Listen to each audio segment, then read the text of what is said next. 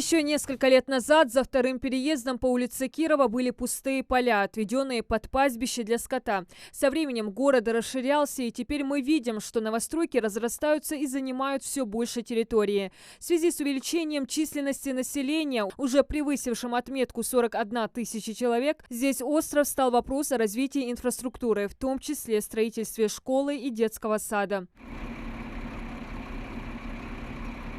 150 рабочих и более 10 единиц строительной техники задействовано при возведении здания площадью 4000 квадратных метров. Строители поделены на отдельные бригады. Большая их часть заняты внутренней отделкой. Одна из таких бригад под начальством Адама Гагиева штукатурит стены. Объем у нас там примерно 2,5 тысячи объем.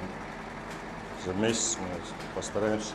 За год здесь залили фундамент, возвели стены и провели все необходимые коммуникации. Рабочие заняты в основном интерьером и экстерьером здания. По коробке уже можно представить масштаб будущей школы. Строится она с соблюдением всех норм и правил. Основная конструкция – бетон и арматура – прослужит как минимум полвека. Высота одного этажа превышает отметку в 3,5 метра. Несмотря на эпидситуацию, объект обещают сдать в срок. Во время карантина, так сказать, процентов на 40 затормозилась работа. Просто люди сами некоторые не хотели.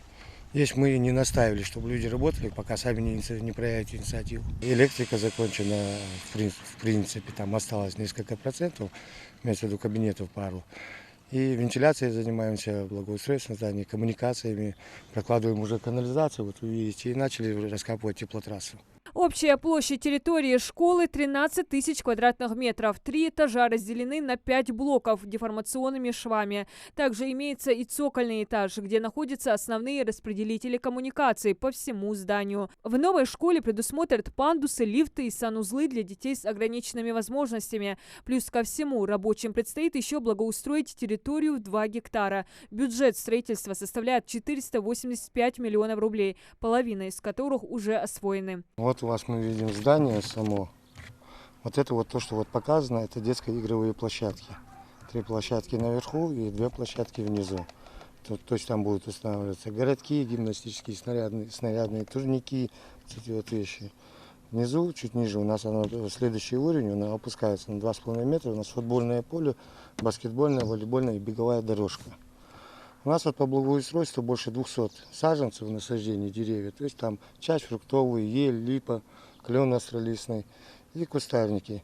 Вот здесь вот перед зданием у нас получается стоянка для автомобилей, то есть чтобы могли детей привозить и увозить.